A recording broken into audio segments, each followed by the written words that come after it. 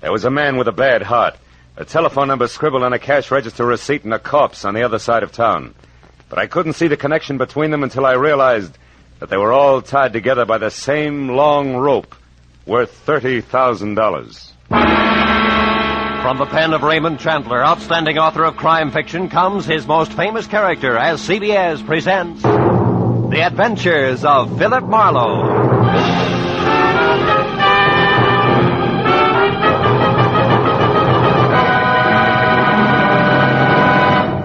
And now, with Gerald Moore, starred as Philip Marlowe, we bring you tonight's exciting story, The Long Rope.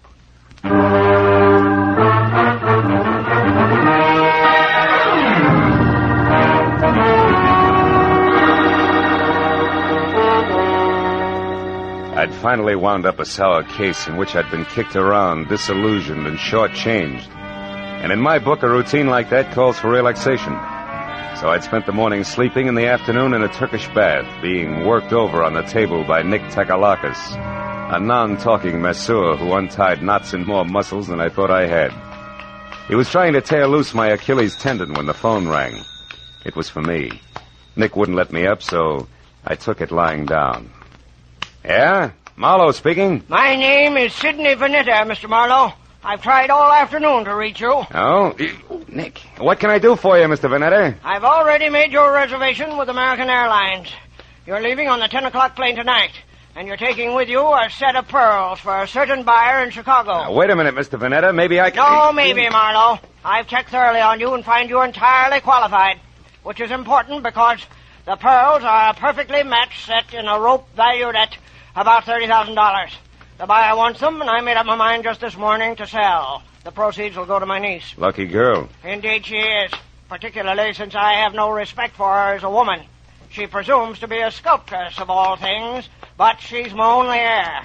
I'm selling the pearls simply because I know she would, and I can get more for them. Yeah, Hey, Nick, wait a minute, will you? Why all the hurry, Mr. Vanetta? First, the buyer is leaving Chicago tomorrow. Second, my heart may fail me at any moment. That's the hurry, Mr. Marlowe. I see. Well, I'll take the job, conditionally. But suppose I come out and talk with you. Telephones are deceptive. Very well. Come to 7241 Adams, just below Western. I'll expect you in an hour, at 6, sharp. Side door will be open, so let yourself in. Sounds like you're alone out there. I am. I just fired my nurse, a Miss Drew, and as stupid a woman as the earth was ever cursed. Well, I shouldn't get excited about it. I've engaged a new one due here at 5:30, but who will no doubt be late. So, as I say, Marlowe, when you get here, just let yourself in. Goodbye. Goodbye. Well, Nick, you better hurry it up. I got to see a man about a rope worth $30,000. Yeah, that's right. A rope worth $30,000.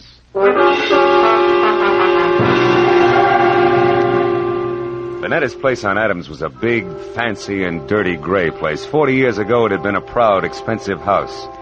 But now it's squatted at the back end of a rundown yard like a bitter old man too tired to move. I found the side door unlocked and went in. The hallway was dusky and had the odor of moldy wool. I called Vanetta's name but got no answer. So I poked on in until I heard the snapping of an open fire. It came from the library. A big chair was drawn up in front of the fireplace, and there Vanetta sat, his chin sunk deep in his chest and his eyes closed. I coughed, but he didn't hear me, so I stepped close and shook him gently by the shoulder. All it took was a gentle shake. He sagged forward and poured out of the chair like stiff syrup. Mr. Vanetta was dead. I started for the phone to report the body, but then I heard gravel crunch in the driveway. Someone else was coming in that side door, so I stepped out into the hall and waited. Mr. Vanetta, it's... Oh. Who are you? Philip Marlowe. Who are you? Steve Temple. I'm Mr. Vanetta's business agent. You're on business now? Yes, I am. It's all the same to you. I came to see Mr. Vanetta regarding some pearls. So if you'll excuse... Oh. Yeah, the pearls can wait. Their owner's dead. So it finally happened, huh? You're taking the news very well, Temple. I've been expecting it every day for 5 years. You found him, I suppose? Mm-hmm. We had an appointment at 6. He wanted me to fly his pearls to Chicago. What are you staring at, Temple? Why, this bottle of medicine here. What about it? For years he's kept this stuff beside him in case of an attack. Yet, when he actually needed it, it was over here on the sideboard out of his reach. Ironic, isn't it? Very. He fired Miss Drew, his old nurse, today and didn't expect the new one until 5:30. Say, do you happen to know her name? No one. You mean he's engaged a new nurse? That's right. She's an hour late already. Yeah. Well, for once, that doesn't matter to Mr. Vanetta. Say, Temple, are you acquainted with his niece? Vivian Russell? Mm-hmm. Of course. She's a sculptress. There's a studio out on Fountain, near Bronson, I believe. She was to get the proceeds from the pearls. Well, I assumed that, although nothing was ever said. She's his only heir. Where would those pearls be now? I kept them in a wall safe behind that picture there. Consistently against my advice. Yeah, sure. Opens with a key. Where would that be? He carried it with him on his watch chain. Why? What are you going to do? I'm going to take a look at the pearls and then have them impounded. Yeah, this must be the key. Now, let's open it up. It's there, that velvet case. As big as an overnight bag. Must be some string of beads. It is, Marlowe. Here, let me open it. There. Right. It's nothing but tissue paper. Yeah. It's not too surprising. While Temple called the police and tried to keep the details straight on a natural death and an unnatural theft, I went over the room again with a new viewpoint. All that turned up without an easy explanation was, one, a cash register receipt for $1.34 with the phone number Republic 2809 penciled on the back. And two, the peculiar position of Mr. Vanetta's medicine bottle, which Temple had already noticed. I dropped the receipt in my pocket and told Temple to wait for the law. He gave me his home address and phone number, and I promised to check in with him later and left. The first stop was a phone booth where I dug into the nurses' registries and hit pay dirt on the fourth call. Miss Drew? Yes, we have a Miss Drew. Is she the one who worked for Mr. Sidney Vanetta but was fired this afternoon? That's his opinion. Actually, Miss Drew quit. All right, have it your way. Where can I get in touch with her? She's right here where she's been since 3 o'clock this afternoon. What is the nature of your business, sir? Never mind. You've already answered my question. But look, Mr. Vanetta hired another nurse to replace Miss Drew. Is the new girl one of yours? Absolutely not. Mr. Vanetta will never get another nurse from this registry or from any other that I know of. You're so right. He's utterly impossible to please in any way, and we're through trying. Goodbye.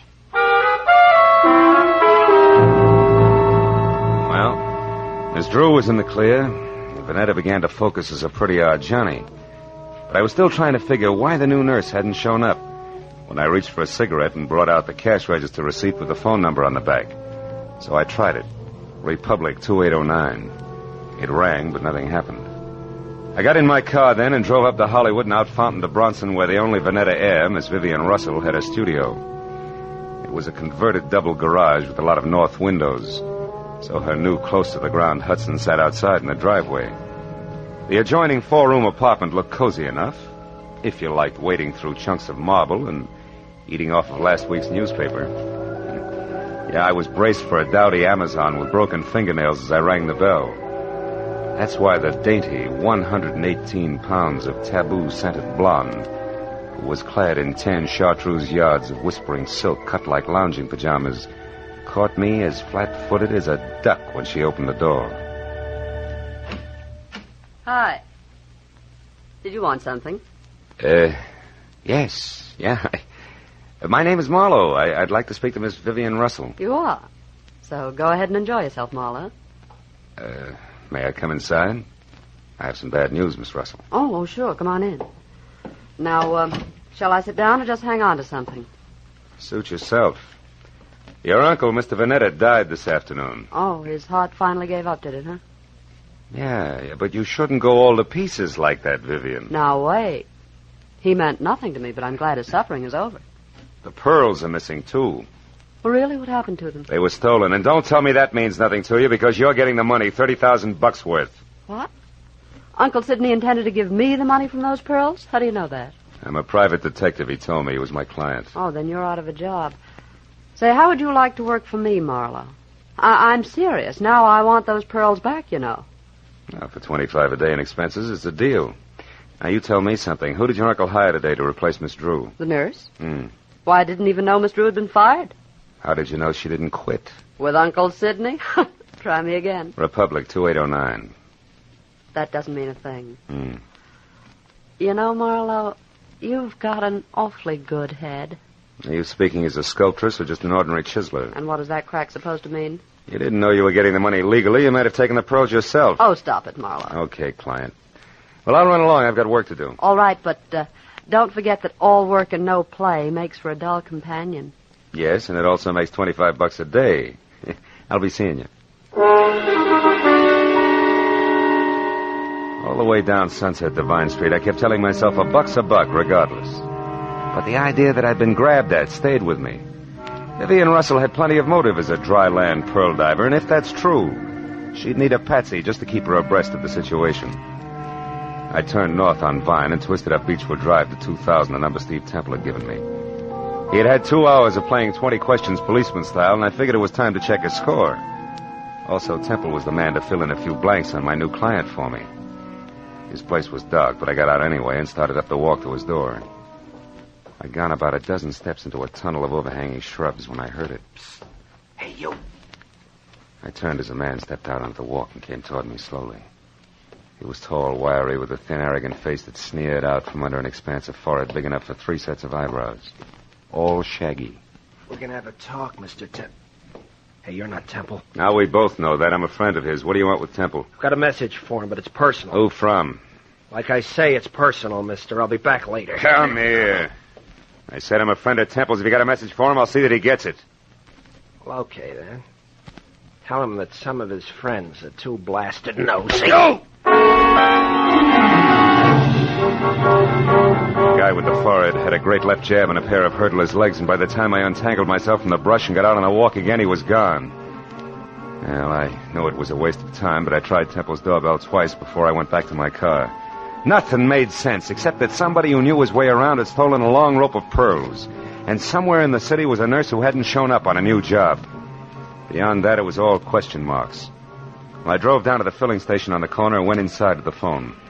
I started to call police headquarters, but instead dropped the nickel in and dialed Republic 2809 again, just on a hunch.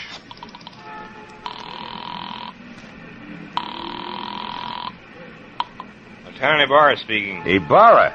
I didn't dial you, Ibarra. What? This is Marlowe. Well, you got me anyway. Now, listen, Phil, I hear you're on that Vanetta case. Yeah. If it'll help you any, the coroner says definitely he died of a heart attack. No homicide involved.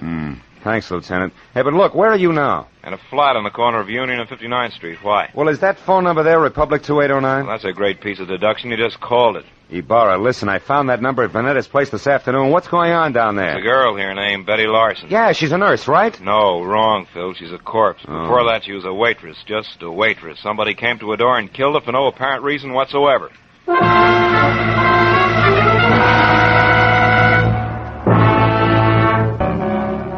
It was 40 minutes of thick stop-and-go traffic from the time I quit talking to Ibarra until I pulled up near the 4 stories of faded, sagging tenement on the corner of Union and 59th. But even then, the crazy question that had been weaving in and out of my mind like a 2 a.m. drunk looking for the way to go home was still with me.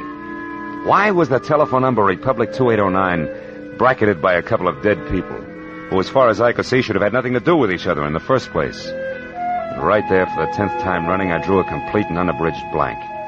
But a minute later, when I climbed out of my coupe and over the bumpers of the half-dozen squad cars that were jammed into the narrow street like so many toy autos that a kid had forgotten about, I quit asking myself riddles and started looking for Detective Lieutenant Ibarra, a quiet man who always preferred fact to fancy. I found him in a cheap but clean uniform-crowded room on the 2nd floor, standing a few feet away from the body of Betty Larson, a girl in a bathrobe who had once been something pretty in her early 20s. Well, Phil, the coroner says she was shot twice in the chest at close range. Died instantly. Is that where she fell, Lieutenant, there near the door? Yeah, looks like she'd just gotten home and into her robe and someone she didn't know knocked on the door. The safety chain was still on when we got here. The windows lead no place. Those chains let a door open just wide enough for the barrel of a gun, is that it? Yeah, but how does all this add with those missing pearls and the rest of that business over on Adams, Marlowe? Not like 2 and 2, believe me. So far, Ibarra, the only question is the telephone number. Tell me, where did this Betty Larson work? Well, we haven't gotten that far yet. So long, Lieutenant. Yeah, so long.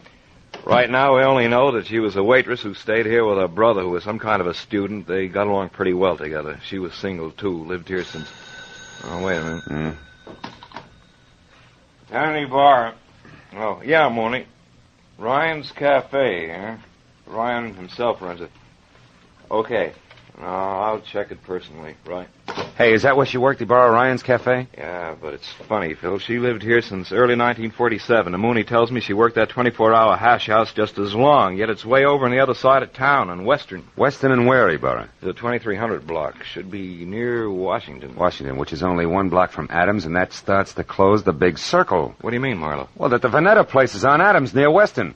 Look, Ibarra, how about letting me huddle over a cup of Ryan's coffee before the law steps in, huh? I got a hunch you want to check, Phil? Yeah, that and a cash register receipt. What do you say? All right, but play it close, fellow. Ryan probably doesn't know about this yet. No?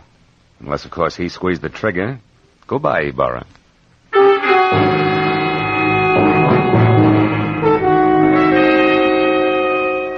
I was a half hour getting over to Ryan's Cafe on Western, which turned out to be a lot of steamed-over plate glass, bragging about a 40-cent hot roast beef sandwich in 2-foot-high white chalk letters.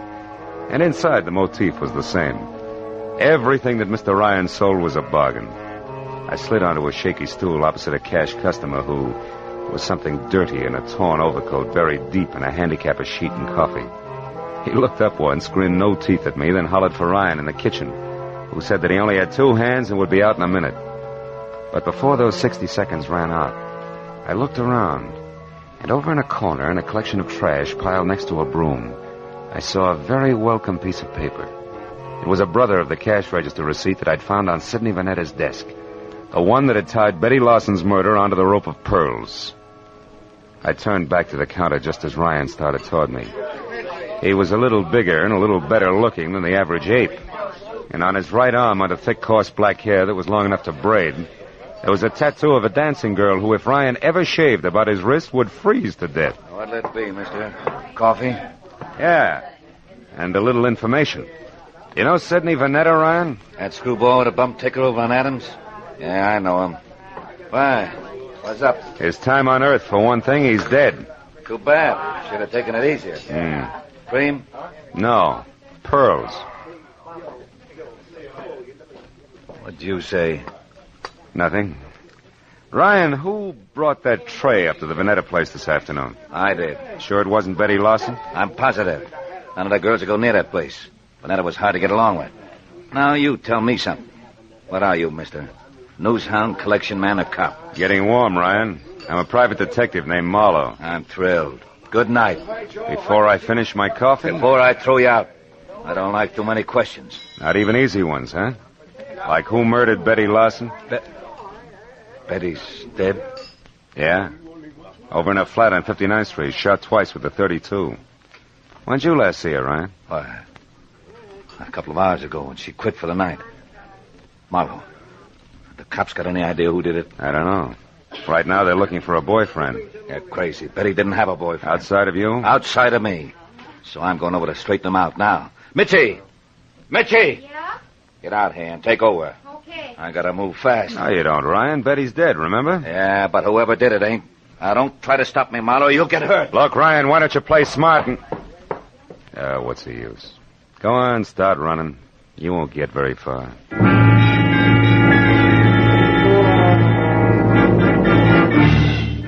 For the first time that night, I felt sure of what I was saying.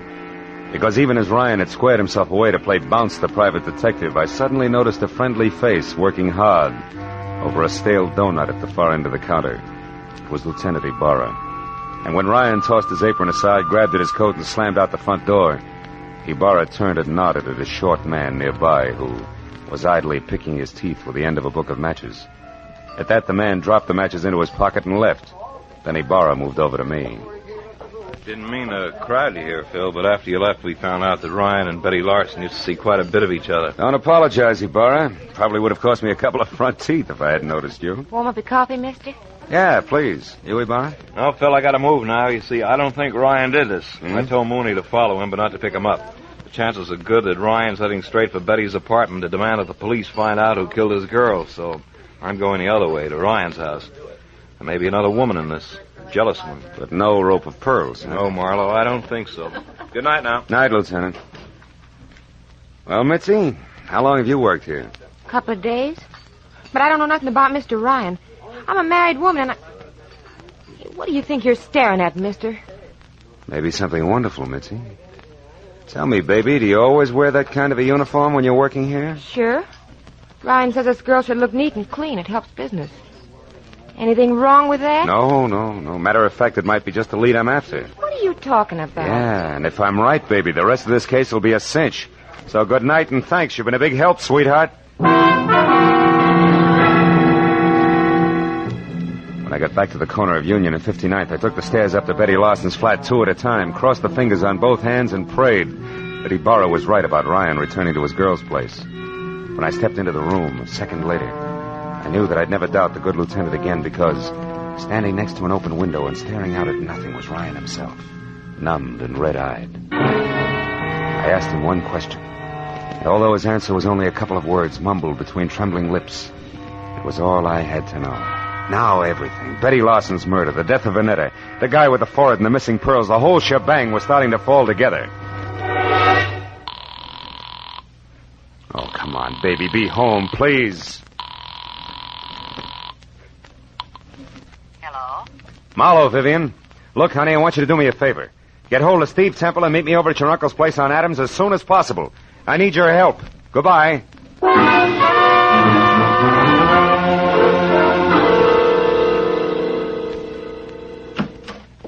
Well, Marlowe, what took you so long? I understood you needed our help and in a hurry at that. I had quite a way to come, Temple. Is Vivian here? Yes, Marlowe, Vivian's here, and that means that we can stop counting noses. Now, why do you need our help? To catch someone who stole once and murdered twice? Murdered twice? That's right. You know, it's my guess that whoever stole that rope of pearls also moved Vanetta's medicine out of reach when his heart started skipping beats. Can you prove that?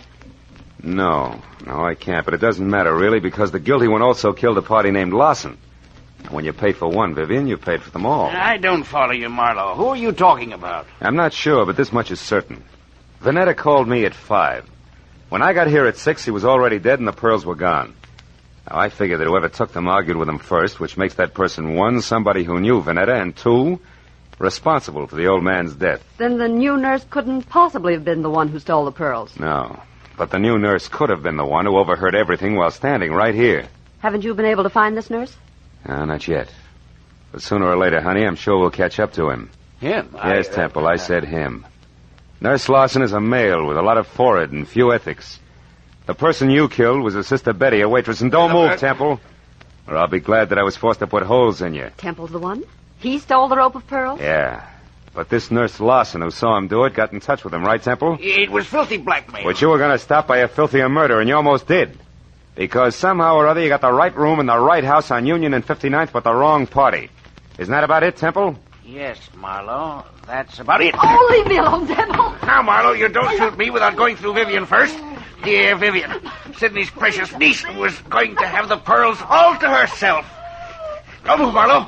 It'll cost Vivian her life if you do. I doubt that very much, Temple. Larson. That's right. Joe Larson, forehead and all. Now, you, Temple, step away from that girl or I'll tear you to pieces. No, Larson, no. Now, we can still do business, like you said in that note you sent me. I'll split with Shut up.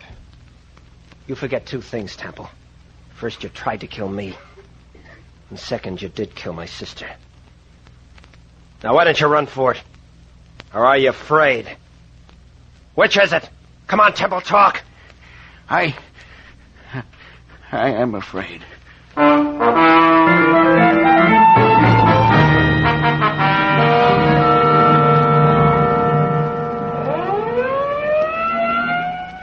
Marlowe, that just about winds things up. Yep. Joe Lawson sent up for attempted extortion, and Temple... Sent up for good. Mm-hmm. Say, Marlowe, when you called a while ago and said that you wanted Temple and me to help you, did you know then that Temple was the murderer? No, I didn't, Vivian. Then I only knew that whoever had killed Betty Lawson had mistaken her for the new nurse, and that the actual nurse was Betty's brother, Joe. Where'd you get hold of that, Phil? Well, it started in Ryan's Cafe, Barra, just after you left. I had nurses on the brain, I guess. And when I took a good look at the waitress there, I suddenly realized that her white uniform, white shoes, and white cap could easily confuse a guy like Temple, who also had nurses on the brain. Well, I can see a killer making a mistake about appearances, all right, but I still don't understand how it is that the telephone number of my uncle's nurse turned out to be Betty's apartment. Because a nurse did live there, honey. Betty's brother was a medical student, part-time male nurse, and full-time bum. You see, Ryan, who brought food to Uncle Sidney, knew that he needed a new nurse, and he sold him on the idea of Joe Lawson. Because he wanted his girlfriend's brother to have a job. Oh, I get it. Say, I know what I'm going to do with those pearls. Sell them? To the highest bidder. Oh, no, I'm going to break up that set. Break up the set. Yeah, I'd like very much to get a pair of earrings out of them. Oh, and for each of you, a set of cufflinks. Good night, gentlemen.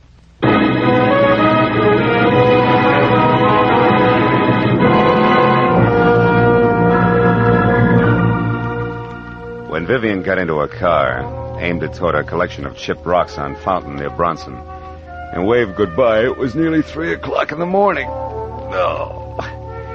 After I said so long to Ibarra and started back to my apartment on Franklin, an idea hit me for the first time. A pearl is the result of the irritation of an oyster, a disease.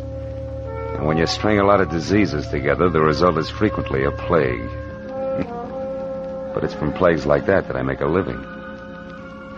That's what I get for reading books. I wonder if I'll ever go any place where I can wear pearl cufflinks.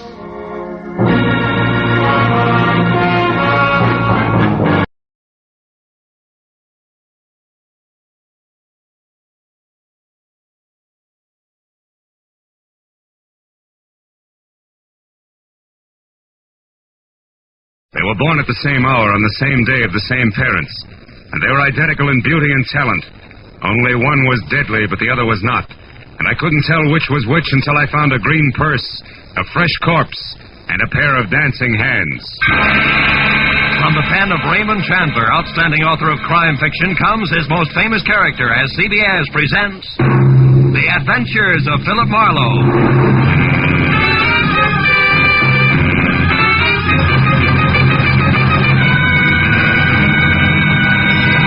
Now, with Gerald Moore, starred as Philip Marlowe, we bring you tonight's exciting story, The Dancing Hands.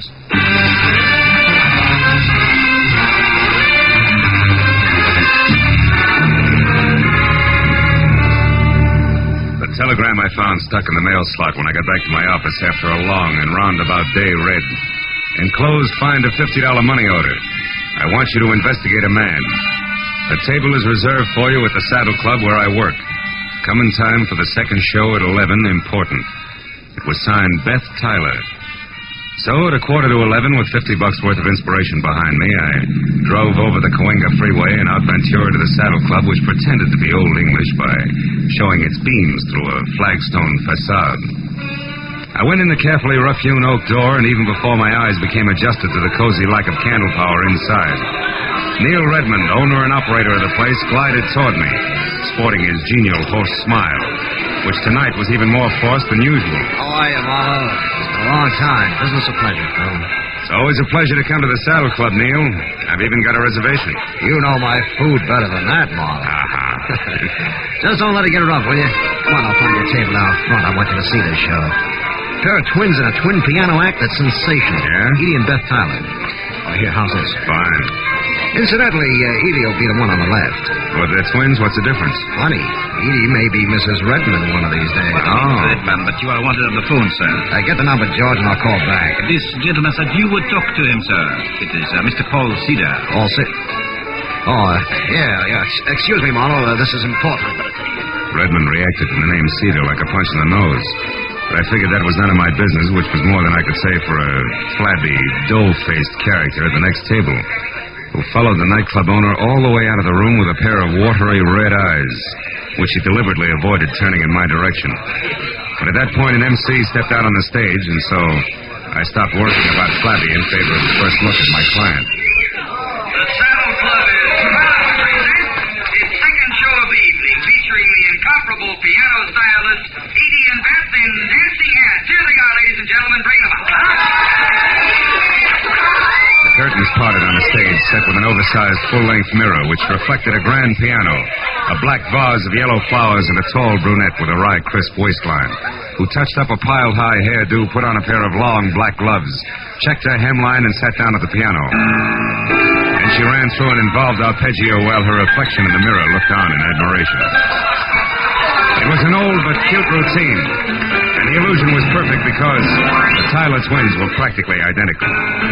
I I took another look at Flabby, whose face was pushed up in a nasty leer. He stood up, dropped a cigarette into his drink, and tossed a crumpled bill down on the table, just as the lights went out for the trick part of the act.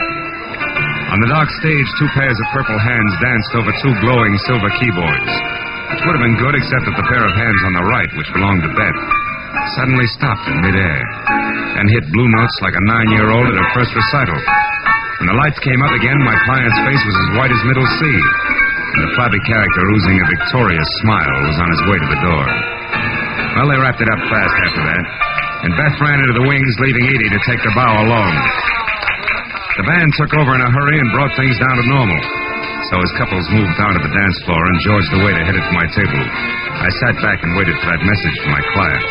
Here you are, sir. Compliments of the house. Oh, thanks. Any message with this? No, sir. Just that Mr. Redman had to leave. Oh, thanks, George. I sipped the double scotch and wondered if I should take the initiative and contact my client. When the message I'd been waiting for came, good and loud. I jumped up, shoved my way through the gaping dancers to the dressing room hallway behind the stage. A gang of club personnel was bunched in front of a door, obviously locked, labeled Edie and Beth Tyler. Hey, it was one of the twins, wasn't it? Hey, what's the matter? It's one of the twins. She's screaming. We gotta get in. That door's locked. Break it down. But Get out of the way. It's Edie. It's Edie. All right, now, wait a minute. Hold it. She's all right. Clear out and give her a chance. Come on.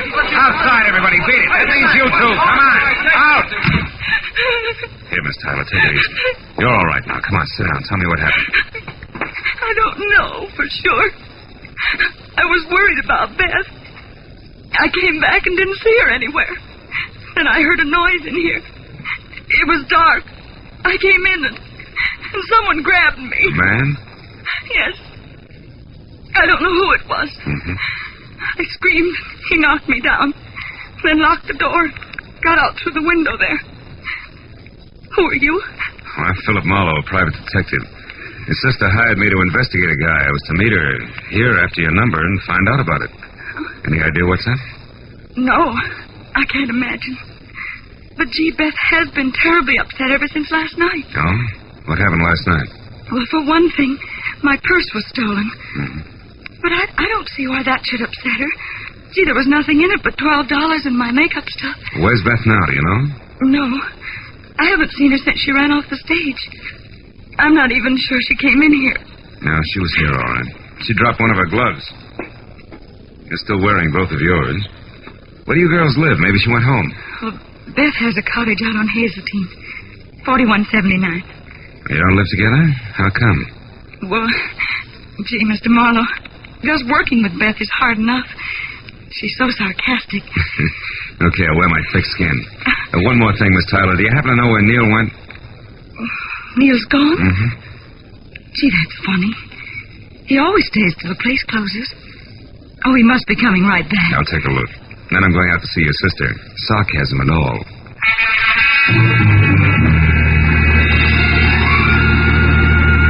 I spent 10 minutes questioning the help on the whereabouts of the boss and got nothing but double talk for answers. So since I was still carrying Beth's glove around with me, I dropped it in my pocket and went outside to my car. I'd opened the door and slid far enough under the wheel so I couldn't back out before I realized that the dough-faced Flab was already there on the seat. His right hand wrapped around something blunt and menacing in his sloppy jacket pocket. You better come on in. What are you doing in my car, blubber boy? Don't get sassy now, mister. And the name is Sippy. That's no improvement, that's no answer. All right. I saw you inside making with the big talk, so I says to myself, he's an interested party. I should look him up. Maybe we can do business together. All right, stay over there. What kind of business? I'm particular about the gutters I crawl in. It has to do with the twins inside there. You can get in touch with me later for further details. I got an angle, mister. You'll see when I leave. Yeah? When you tried to work that angle, you got to the wrong twin in the dressing room. Do you know that? I don't know what you're talking about. Mm-hmm. Okay, Sippy, where can I reach you? You'll find out if you really know what's up. Don't try to follow me, though. I'll be seeing you. When Sippy slid out of the car and beat it, I made one move after him and then stopped cold. Because lying on the seat where he'd been sitting was a green leather handbag with the name Edie etched on it. I snapped it open. It had been stripped of everything but the scent of Amina and a smudged slip of paper that read, Number 9 Arrow Motel, Lancashire Boulevard. So that was Sippy's address, and he had the stolen purse.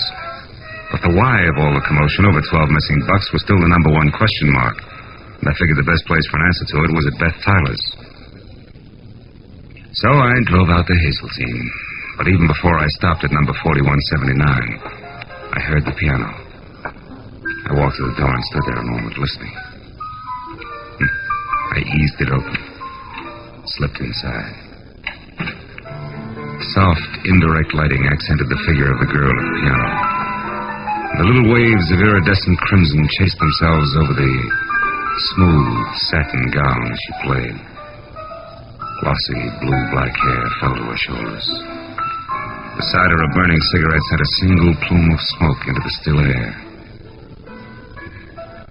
But for a moment, I found it difficult to remember that she was my client. Oh? You're looking better, Beth.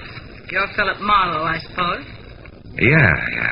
I dropped by to return your glove, among other things. Just put it there on the table. With the other one. Where did you get it, Marlowe? In your dressing room at the club.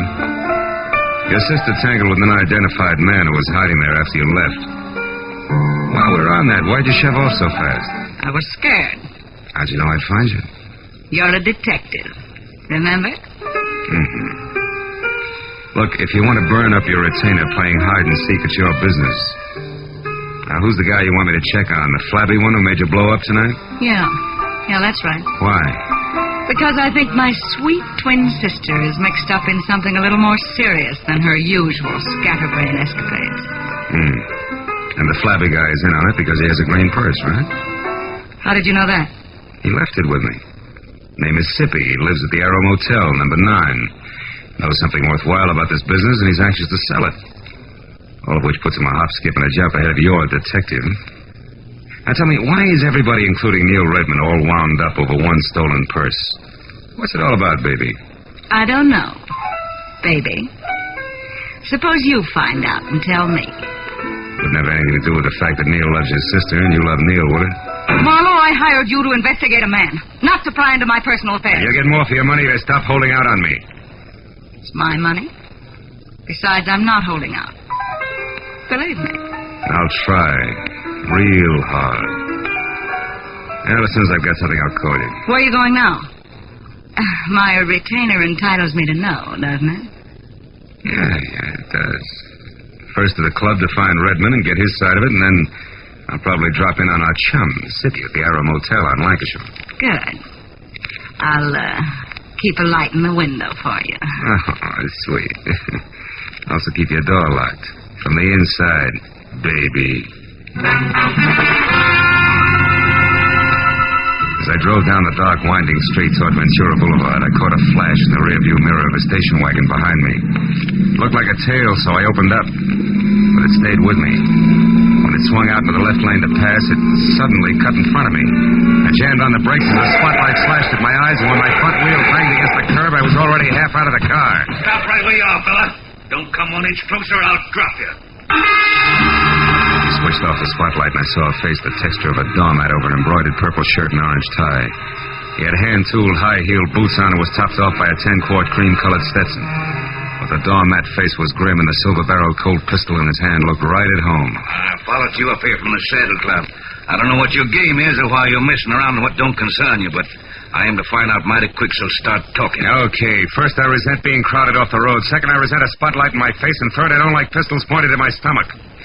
So cool off, Jesse James. You're wasting your time and mine. You got it wrong there, friend. Paul Cedar don't waste his time, and you're going to find that out. Paul Cedar? Yeah. Don't tell me you're all excited over a stolen purse with $12 in it. $12? Yeah. Listen, clown, there's 30 grand missing somewhere between Redmond and me, and I'm going to get it. 30,000? Yeah.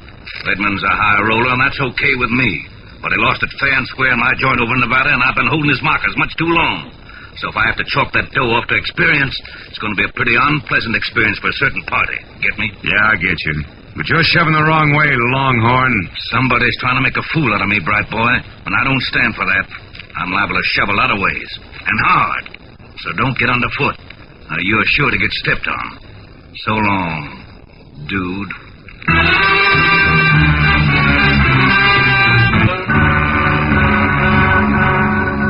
When the Texan from Nevada galloped off in his trusty station wagon, I forgot all about Neil Redmond and headed instead for Sippy and his further details at the Arrow Motel on Lancashire, where Bungalow 9 turned out to be an all-alone green and white collection of clapboard that showed light, a half-open door, and nobody home to my knock.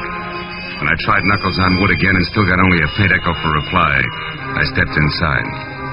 There in the center of an ivory-white throw rug and clamoring for attention like an only child at a family reunion was a wide and wet circle of red.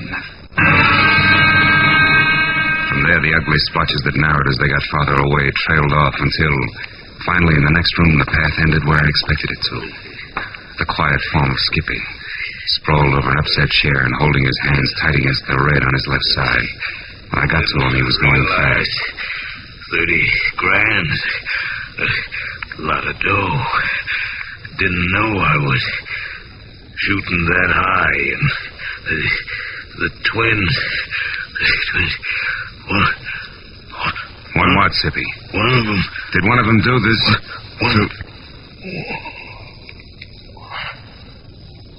He's dead, isn't he, Marlowe? Yeah. Yeah, Redmond, he's very dead. Oh, no, Marlowe. I only found him a few seconds before you did. Yeah, and the rest of that run, you heard someone coming, you didn't want to be seen, so you ducked back out of sight, huh? I don't buy it, Redmond, because for one thing, it's too pat. For another, how do you explain being here in the first place? Come on, fast. Okay, I'm here because I'm in a nasty jack. Like what? Like $30,000 I've got to pay in the next hour to a guy named Paul Cedar who's running out of patience in a hurry, believe me. About that I do. I've already met the gentleman. But right now, Redmond, we're talking about Sippy. Okay. Last night I had things to do, so I gave Edie Tyler the money for the payoff to Cedar. A couple of minutes after she stepped out of the club, somebody roughed her up and got away with a purse and the 30 grand. You're a liar, Redmond. Edie herself told me that purse only had $12 in it. How come? Simple like, Marlowe. In my business, you never yell copper too soon or too loud. It doesn't pay. Mm-hmm. Now look, for the third time, Redmond, you and Sippy, how do you figure? I don't know.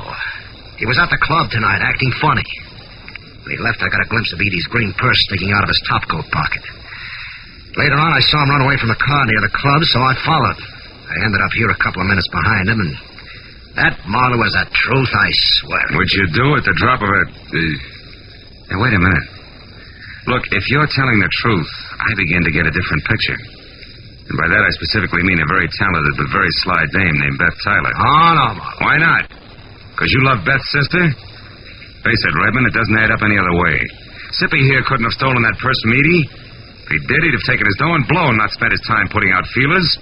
But on the other hand, if Sippy happened to see Beth take it from Edie, empty it and toss it away, we've got another story, right? Ah. Because he wouldn't make a move until he knew how much he had gotten away with. Exactly. But there he ran into trouble because he was trying to get close to Beth, and in doing that he got mixed up and went for Edie instead, like tonight at the club. Sure. And a dying man's words just now about one twin. To which you can add the unpleasant fact that I personally ran off at the mouth when I was up at Beth's an hour ago. So she knew where to come for Sippy. Look, Redmond, it's got to run that way, I'm sure of it. Well, maybe you're right, Phil, but right or wrong, I'm still in a jam. So if you don't have any objections, I'm going back to my club now for a last try at raising that money again before Cedar shows. You mean you're going to face him, Neil, with or without it? I've got a Marlowe. You see, I own a fast club, all right, and I gamble a lot, too. But I don't welch on my markers, no more than I knock over flabby little guys. You know what I mean, Phil? I think so. But don't fold now, Neil, because I might still be lucky enough to catch up to Beth Tyler and your money both before your time runs out. And right now that means fast to a phone and call to Edie, who might know which way a runaway twin would head. I'll see you, Neil.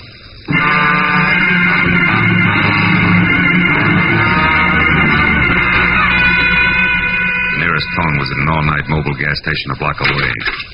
As I dialed Edie's number, a thought hit me. Maybe Beth wouldn't head anywhere. Maybe she'd just stick around. Hello? Edie, this is Marlowe. Seen anything of Beth? No, I haven't. But why? What is it, Marlowe? Well, from where I stand, two things. First, your sister has the $30,012 that was in your purse last night. Oh? And second, she's just about it for a sloppy-around-the-edges murder. Oh. Now, look, have you any idea where Beth would head if she had to get out of town in a hurry? No, I don't, Marlowe. Oh, well, maybe somebody up around her place does. I'll call you later. Marlowe, wait. Are you sold on this? I mean, about the things you said Beth did? Just about, Edie. But for your sake, let's hope I'm wrong. All the way, honey. Goodbye.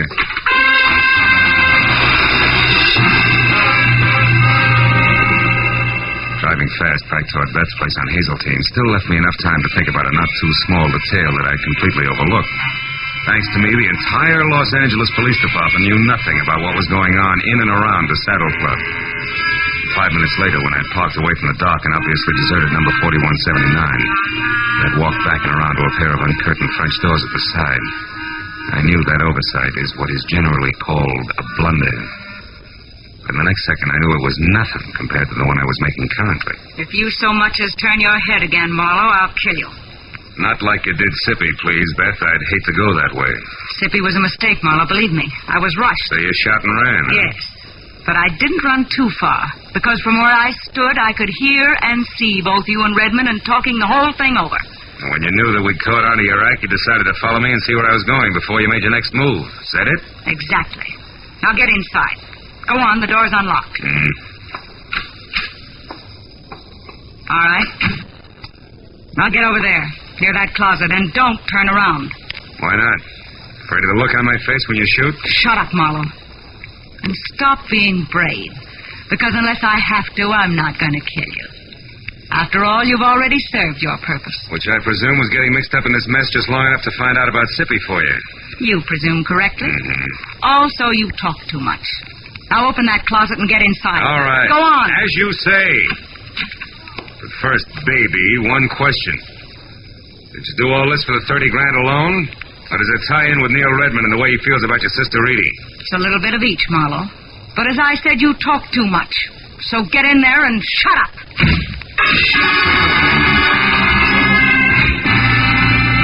Getting out of Beth Taylor's half-inch thick oak closet was like arguing with an umpire. You couldn't be subtle. So 20 tiring minutes went by, and the heels on both my feet were numb before the paneling finally gave in, and I was out and over to the telephone to put in a call to the police. It should have been made a long time ago. But then, even as I was halfway through dialing the numbers, I saw something on an end table nearby that made me slowly change my mind. It was the two black gloves that Beth wore in the Dancing Hands act. And while I stared at them like they were alive and beckoning, I thought hard for what must have been a full minute. And then suddenly I knew that my next stop had to be the Saddle Club.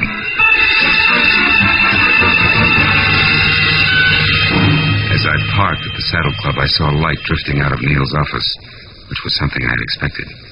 Inside, I moved along a dark hall toward what I knew would be the trio of Neil Redmond, the Nevada Texan, and Eddie Tyler. All right, Redmond. The raucous voice of Paul Cedar was anything but happy. How stupid do you think I am? Oh, but Cedar, I'm telling the truth. Edie had the $30,000, but somebody got it from her when she was on her way to you. That's a stinking lie, and you know it, Redmond. You never had the money. This whole thing's been a frame to stall me. And one way or another, I'm going to get you to admit that. No, you're not, Cedar. And if you don't drop that gun now, you're never going to do anything, ever. Come on, let it go. All right. Now sit down and shut up and listen hard, because Redmond's telling you the truth. What? Marlowe, you know where the money is? That's right. And I also know who took it. Less than an hour ago, a little after I called you, Edie, Beth caught up to me and confessed the whole shebang, exactly as we figured it, Neil. You mean she admitted getting the money from Edie and using you to locate Sippy? That's right. But there's only one drawback to everything she admitted. None of it's true.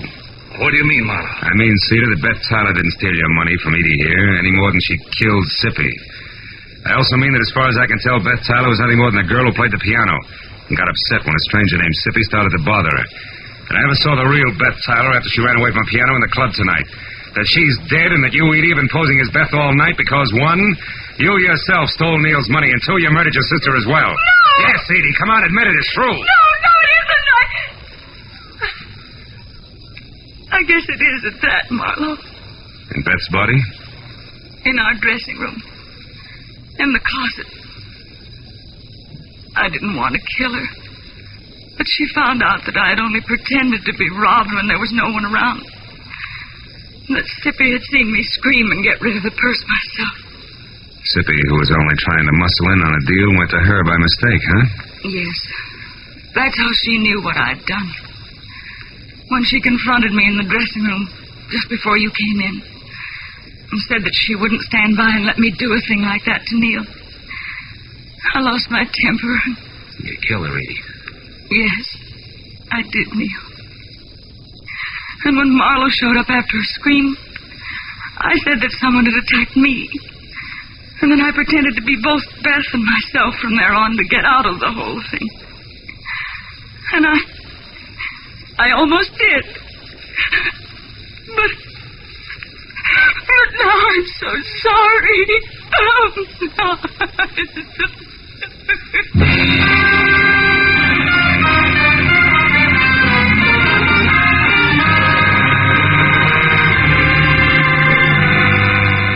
A couple of bad hours went by before the police had everybody's story, and Paul Cedar and the 30,000 was gone from Nevada, and Edie was gone for good. That left just Neil Redmond and me alone and standing near the main bar in the club. Neil was doing his best to stay all in one piece. Well, Marlowe, it's been a tough night for you, hasn't it? Yeah, but a tough one for you, Neil. What with Cedar and the money and the girls, Marlowe? Yeah. At least it came out right before the cowboy got too tough, thanks to you. So tell me, Phil, how'd you know that Beth was dead and that Edie was both people all along? That was a couple of gloves, Neil, the ones they wore in the Dancing Hands act. You see, when I first met Edie in the dressing room, she was wearing hers and one of Beth's was on the floor. Hey, pour me one, will you? Yes. Okay. I took it, and later when I met what I thought was Beth, I returned it, and she put it with what we both thought was its mate. Yeah. Thanks. But a little while ago, when I got close to the gloves again, I saw that couldn't be, that they were both for the left hand, Neil. Ah. Then when Edie went to Beth's place to pass herself off as her sister, who she had already killed, she was smart enough to know that she should have only one glove around. Yeah, but not smart enough to think about which glove it should be. From there, I worked backwards. Until you got to the three of us at the club and tried what you knew might be the right answer. Mm-hmm. Well, you were right, Phil, all the way. Yeah, but I was still gambling.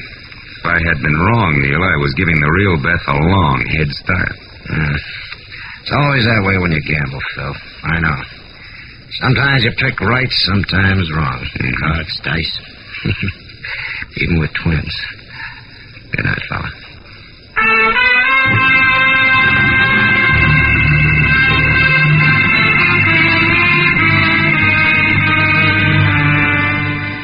When I finally got to my car, started out of the valley and back toward Hollywood.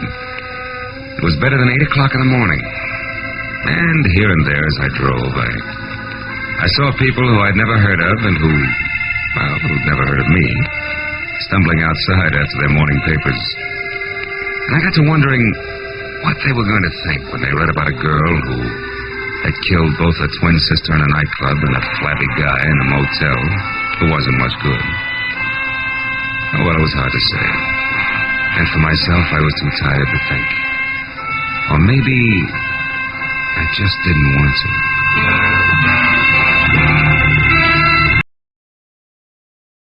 It was a grim joke that started when 6 heirs came to an ugly house on a rain-swept island to hear a madman's will. But the joke soon turned to murder, and in the end it was hard to tell who had the last laugh. From the pen of Raymond Chandler, outstanding author of crime fiction, comes his most famous character in The Adventures of Philip Marlowe.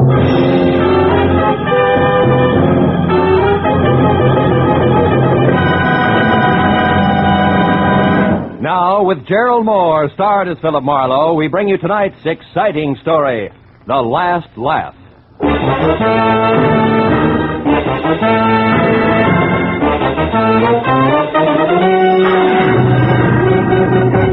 I'd spent a week wading through moldy beer joints and cheap hotels after a dancer on the downgrade. And when I found her, she was 2 days dead in a coal cellar, all of which left me with a rancid taste in my mouth. But when I woke up after a night's sleep to the tune of a robin on my windowsill, I realized it was spring and time for Marlowe to take a long, easy weekend someplace. Someplace where the surf meets sand like it does at, say, Ensenada. Without so much as a second thought, I threw some clothes in a bag, phoned the Riviera Pacifico for reservations, and charged out the door, where I ran head-on into a funny man with a studious face charging in. I'm awfully sorry. Why, you're Philip Marlowe. Yeah, I know. My name is Dow, and I represent the law firm that handles the interests of Julius Spangler. Therefore, Did you it's my say duty Julius Spangler? Goodbye, Mr. Darwin. Now, wait, Mr. Marlowe. Now, listen, I had a run-in with that screwball Spangler less than a month ago. A man was knocked down a flight of stairs, I got shot at, and the apartment house was set on fire, and Julius called it a practical joke and laughed himself silly. Best I could do for him was 3 days in jail. It should have been 3 years. Goodbye, Mr. Darwin. That sort of thing is all over now, Mr. Marlowe. Mr. Spangler is dead. Spangler's dead? Yes, he died last week in Brazil, the result of a hunting accident. And he has named you in his will. He's named me. You mean I... Precisely. You're one of Mr. Spangler's heirs. I shall read the will tonight at 8 o'clock in his home on Catalina Island. I trust you'll be present. Not on your life. It's me for Ensenada, and nothing's going to stop me. Goodbye, Mr. Darwin. There are only 5 other heirs. Huh? And the estate runs well over $500,000. Oh? Almost any way you split that much up, Mr. Marlowe, it comes out something more substantial than a weekend at Ensenada. Goodbye, Mr. Marlowe.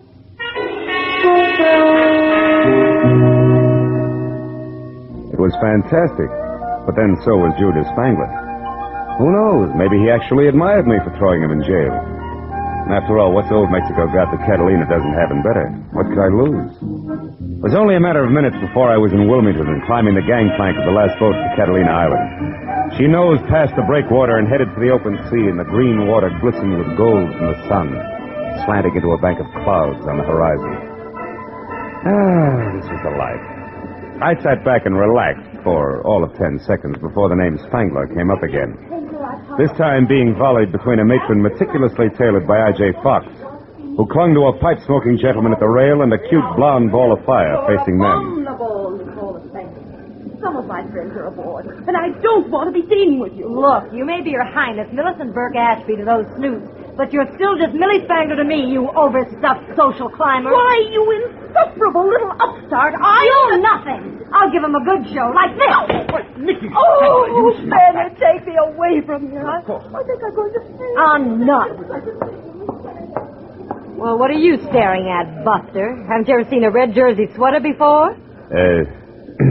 How do you do? Yeah, that sweater plus that right hook of yours adds up to quite an exhibition. You must belong to Julius. He was my uncle, but... Now, wait. Don't tell me you're in his will, too. Then you're Philip Marlowe. Yeah, I got him 3 days in the cooler, so now I'm an heir. Who are your two friends? Millicent Burke Ashby, my half-sister, a professional snob I'm going to get mad enough at to kill one of these days. The jerk with her is Bennett Haynes, a cousin not enough times removed. They're also heirs. Which still leaves two more. Yeah, an old geezer who collects butterflies and that blockhead Roderick who passed for secretary and companion to Uncle Julius. Yeah, I know Roderick. And what do you pass for, Nicky? As if I couldn't tell. You can't. Ever been to Nick's Bar and Grill on La Brea, Marlowe? Well, I'm Nick. No kidding. Mm-hmm. And if this inheritance hadn't come along, I'd have lost my shirt. Boy, I'm really in a money jam, and Uncle Julius is saving the day for me. Yeah, but he had to die to do it. Well, sure, that's the only way he ever would. I wrote and asked him for a $10,000 loan once. Got a check back in the return mail, but it was signed by Alexander Hamilton. So I came out here to Catalina to see him, but he'd already left for Iceland. I spent a week by myself painting his launch for amusement. Then I went home again, without a cent. Yeah, he was a charmingly whimsical old man. By the way, where's his house? Over on the deserted side of the island, naturally. Naturally. The only way to get to it is by launch. Roderick's going to meet us when we dock at Avalon. Oh, fine. You mean we'll be stuck at Spangler's old house all night? Is that bad, Phil? Quite lovely. In a lot of ways. 2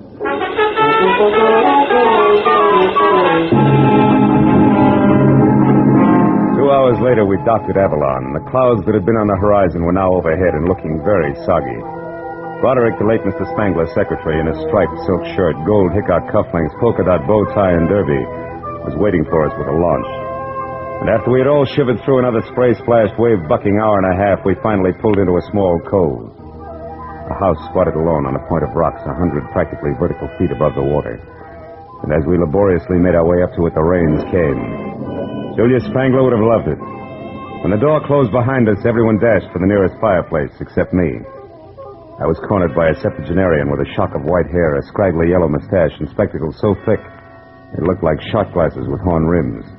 He rolled up in a wheelchair, which he handled like it was a hot rod, skidded to a stop, and shoved a fistful of brandy out at me. Howdy, young fella.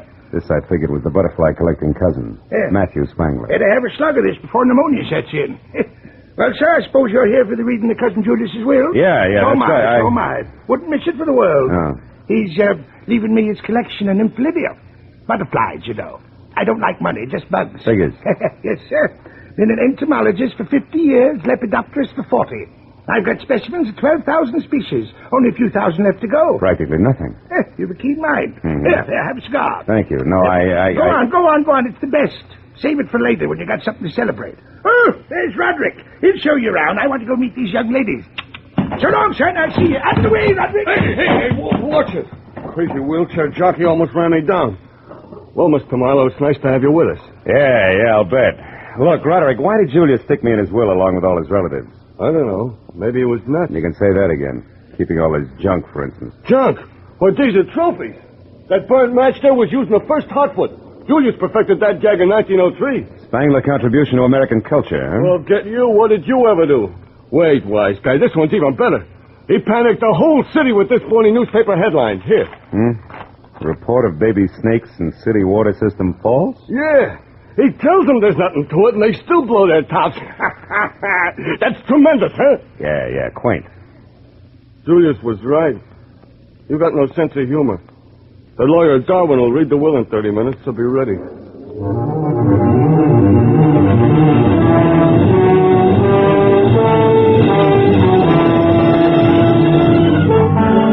I passed a half hour at a window with Nicky, watching the rain slash at the glass. Then at 8 o'clock on the button, the library doors swung open, and Darwin summoned the 6 of us into the room. As we sat down, the lawyer chewed his way through the legal preliminaries. For the first time, there was a tense hush. $500,000 changing hands was an impressive occasion. And what was more impressive was that I might get some of it. I even caught myself wondering about inheritance tax as Darwin completed the introduction of the will. Yes, it will bring us up to the disposition of the real and personal property of Julius Spangler, who passed away this life March 26, 1949. Oh, poor old Julius. I can't believe he's really gone, Millicent, you know. Oh, he was a darling beneath it all, Bennett. Poor, lonely, dear Uncle Julius. Oh, quiet. Get on with it, you old relic. Read it. Yes, go on, please. Yes. Well, there you are. First, to my dear cousin Matthew, I leave my cyanide jar, the silk net, and the collection of nymphalidia. Good old Julius. I knew he'd do it. Bless his old bones. Yes, well, to Philip Marlowe, intrepid Shamish. That's private detective, I think. Oh. Yes, private. With no sense of humor, 10,000 empty beer bottles worth 5 cents apiece. Clean. These aren't. Yes. Well, for this, I skipped Ensenada. I should learn. Phil, I'm so Oh, sorry. please, Nicky. What did you expect, really? Millicent, be quiet. Go ahead, Darwin.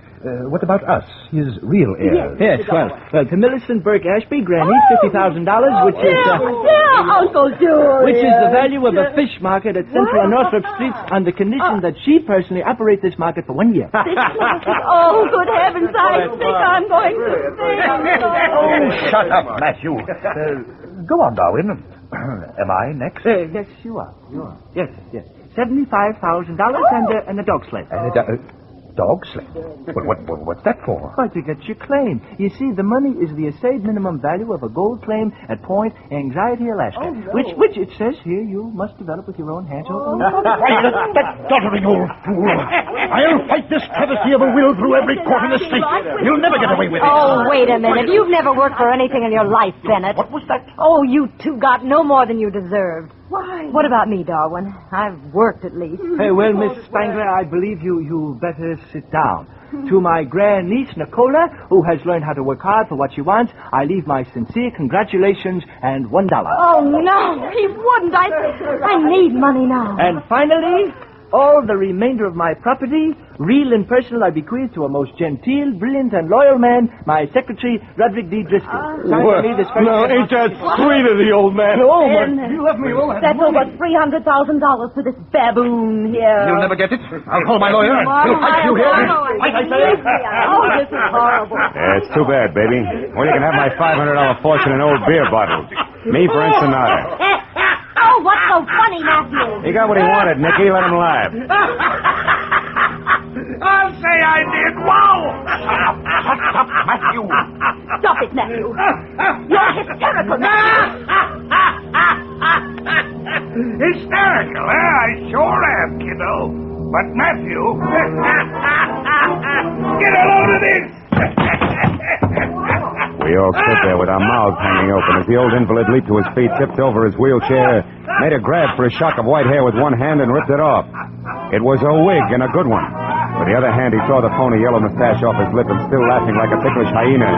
He identified himself as the one and only Julius Spangler, alive and in the flesh. Yes, this is the crowning achievement of my career. Look at you. Look at your silly faces. I wasn't going to give it away till tomorrow, but I couldn't hold it back. Ooh, this is rich. The best gag we ever pulled. Right, Roderick? Roderick! Huh? Oh, yeah. Yeah, right. This is humiliating. I'm calling the firm at once. You're mad, Julius. Absolutely insane. Why? Why? Because you can't stand the smell of fish? Oh.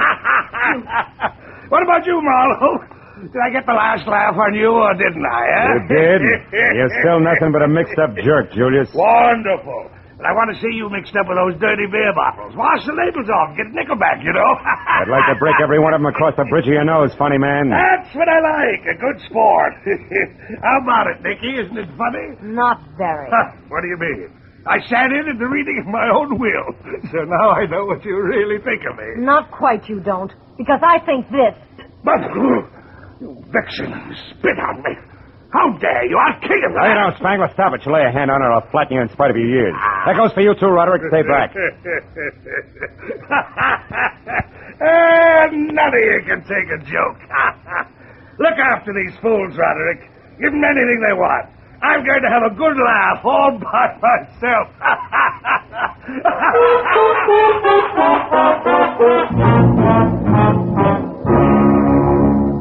After the mastermind of the impractical joke had guffawed his way out of the room, Roderick took his life in his hands and invited everyone to coffee and brandy. But the zest had gone out of the erstwhile airs like the snap from a second-hand girdle. So without as much as a backward glance, they all went their separate ways to their rooms. All but Marlowe. I drank coffee and brandy, and since the rain had stopped, tried for 20 minutes to threaten, bribe, and argue Roderick out of a way back to Avalon. But he swore it was impossible, and I was about to swear back at him when we heard it.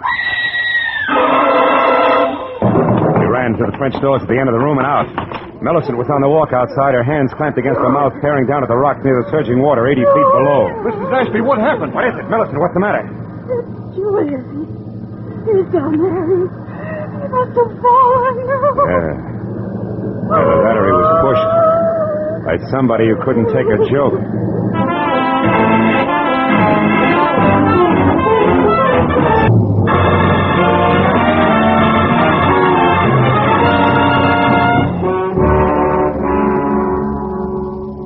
It was 80 feet from Spangler's balcony to the ugly jumble of sharp black rock that lined the shore. It was there, minutes after Millicent's all-out scream, that Roderick and I found the broken body of the man whose raucous laugh still seemed to be tangled in the wind around us. And when we turned our eyes up from the death at our feet back to the balcony above, we could barely make out the crosspiece of the porch rail still dangling at a crazy angle from its single remaining support, with all the ominous silence of a gallows. Gee, Mr. Marlowe, I can't believe that he's gone and that all this really happened. So, Mr. Marlowe, what are you looking at?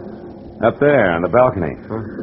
There's someone moving, Roderick, which makes this a good time to start counting noses. Let's go. Well, what about Millicent? Shouldn't we look after her?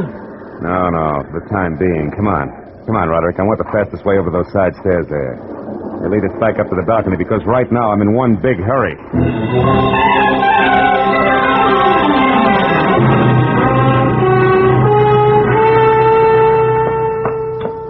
There's nobody here, Marlowe. Are you sure you saw... Hold it. Somebody's coming. Get back away from the rail. Why, it's Bennett Haynes. Yeah. I'm very interested in the spot where that crosspiece came loose from the top of that post. Well, what's he doing there now? I mean, the way he's scratching something across the top of it. The gentleman, Roderick, has forgotten that it rained. Oh. He's trying to strike a match on wet wood. Mr. Haynes! What? Would you like to use my thumbnail? It's dry. Oh, why, Marlowe, what are you and Roderick doing here? It's called spying. And you, Mr. Haynes? I am here, Marlowe, because I think it's very strange that this accident should have happened less than an hour after Julius Spangler left a room full of people who hated him. Which incidentally included you? Yes, but I know that I had nothing to do with this. Now, here, a couple of matches for that stellar thumbnail. Don't go too close to the edge, Marlowe. Thanks, Roderick. I won't. I'll only go close enough to... Marlowe, if you're staring at that mark across the top of the post, stop wasting your time.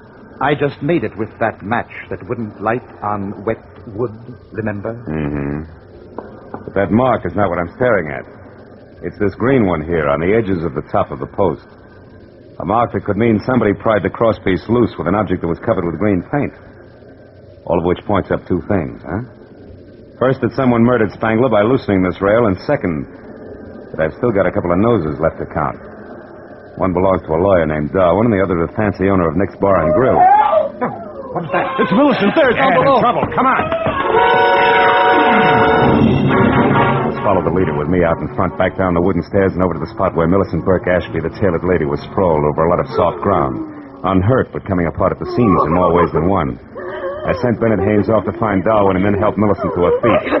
Shook well and waited for results. Millicent, make sense. Come on. Take it from the top, will you? Tell us what happened. Oh, it was Nicky. Yeah? I saw her running away from the house. Go on. She was running toward the water. And when you tried to stop her, she knocked you down? Yes, she slapped me. Said I should keep my mouth shut. Did she say why? No, she just said something about green paint. Green paint? What about it? Come on, Millicent, think hard. What about the paint? Oh, I don't know. What does it mean, Marlowe? We gotta get to Nicky Spangler fast. Roderick, she was headed down toward the water. How many boats are tied up there? Just a launch and a little. Yeah? No, wait a second. There's the outboard. She used to run that herself. All right, then we split. You for the launch and me for the outboard. Now, where is it? We're down there in that boat shed behind the trees. But you better let me take care of that, Marlowe. It's dark and slippery in there, and I know my way around. No, thanks. I'll take my chances. At the moment, I'm very anxious to meet up with that lady again in person. Now, you get to the launch, and you, Millicent, back to the house. Whoever finds her, yell. Good and loud.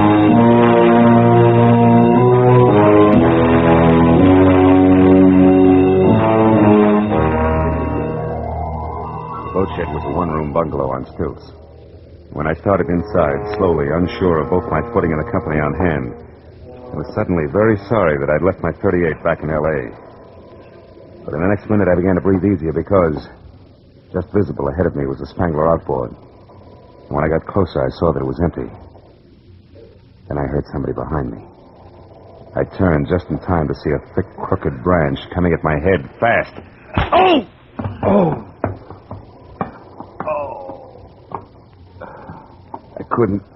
I couldn't tell if the warm blood trickling from the cut just below my ear was from where the branch had hit my head or from where my head had hit the planking. But it didn't matter because either way it hurt. I got to my feet slowly. I reached into my pocket for one of the matches that Haynes had given me in the faint hope that a little light might reveal something about whoever had been guilty of relaxing me like a chocolate soldier in a Turkish bath. But then, even as I was about to strike the match, I stopped. Framed at one side of the open doorway was the silhouette of a man. I stood where I was and waited motionless while he slowly took a step toward me and another. When he started on his third, I grabbed him. Let go of me. Stop twisting your arm, Darwin. Just in case you're still carrying a thick branch. I haven't got anything in my hand. All right. Now, what are you doing here? Come on, barrister. At the moment you're my witness, so talk. Why are you here? I spoke to Millicent. Now, Mr. Marlowe, is the witness released? Yeah, I guess so. Sorry about your arm, Darwin, but the last visitor here wasn't empty-handed. This time I wanted to be ready. Do you have any idea who the visitor was, Mr. Marlowe? No, I don't. I was just going to strike this match to see if I could... Oh, my head. Oh, here, Mr. Marlowe. Let me strike it for you. Thanks. I doubt it will do any good. Oh. Now, there, you see anything? No, nothing. Well, it was a long shot anyway. And what? What do you see, Mr. Marlowe? What is it? Darwin. Something I should have seen a long time ago. And by that I mean that the launch of Nicky Spangler is my next stop. Goodbye, friend. Thanks for the interruption. It may save a life.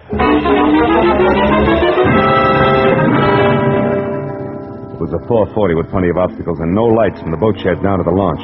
But even as I got there, out of breath with the shooting pains in my head making a dartboard out of the lining of my scalp, I knew who had murdered Julia Spangler. What I didn't know were the whys and wherefores of the green paint that had everybody running. A minute later, I quietly climbed aboard the launch and started slowly to the stern where I could hear voices. I knew that the explanation wasn't far off. When I was close enough to see Nicky standing in the reflected light of the moon wash, I didn't have to hear anything because, clenched in her hands and held close to her side, was the answer to the marks I'd seen on the post on Spangler's balcony.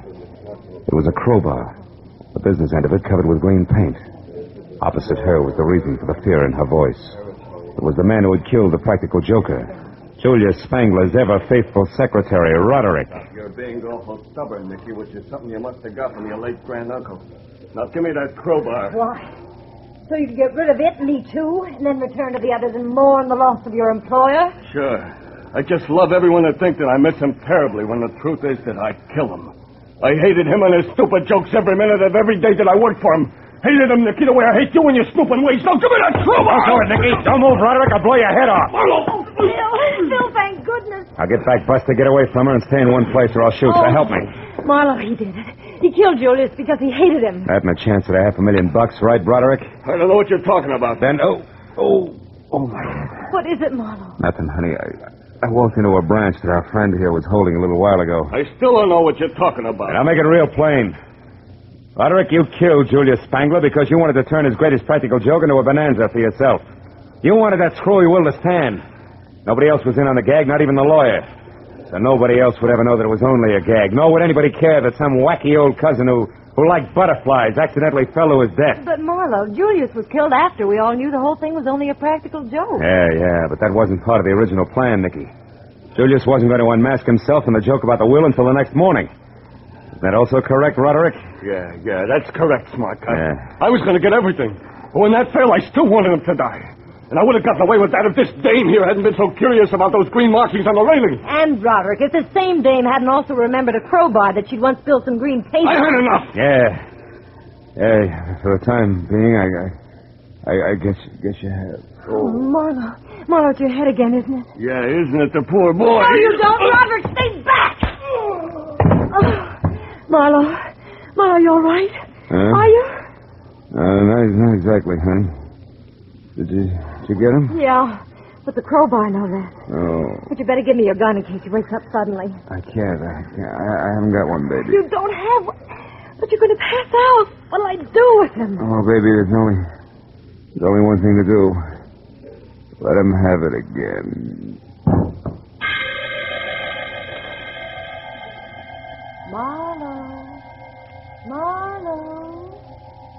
Marlowe, are you all right now?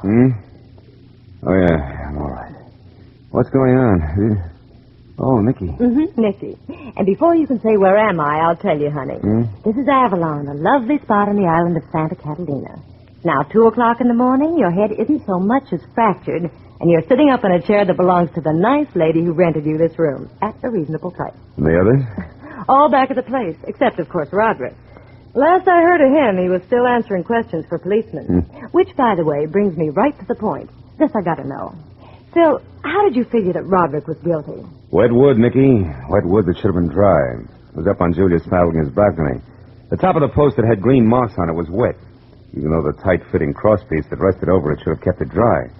So obviously the rail was pried loose just before the will was read, while it was still raining. How do you figure, Marlowe? No, because it had stopped raining and the moon was shining by the time Matthew identified himself as Julius Spangler. But no one would have wanted to kill Uncle Julius without having heard the will. Nobody but Roderick, who was in on the whole joke and knew that he was going to get $300,000 out of the phony will. So he merely pushed the old man off the balcony, made it look like an accident, see? Yeah. And you doped all this out just like that? Well, no, not just like that, Nicky. Finally, I caught on. And now, sweetheart, in spite of the bandage, I think a little stroll on the beach is going to do me a lot of good. You know, I'm officially on vacation. Rest and recreation for 2 full days at least. Here in Avalon, maybe? Where else? See you later, Nicky.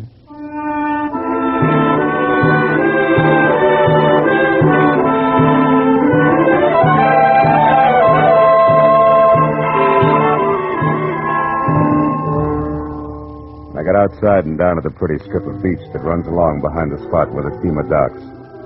I felt a lot better. I sat down on the moon-drenched sand and relaxed for the first time that night.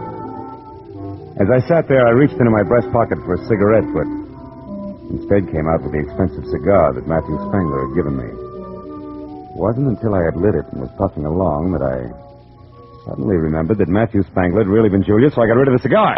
Hey, just in time.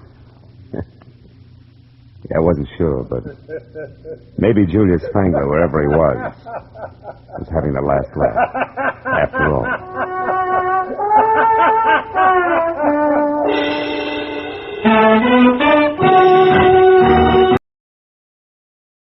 The partner from Mexico City, the stranger dead in Nevada, and the man with the cauliflower ear. All added up to a corpse on a concrete floor. But I couldn't figure why until I found out there was one name above all that had to be remembered. From the pen of Raymond Chandler, outstanding author of crime fiction, comes his most famous character in The Adventures of Philip Marlowe.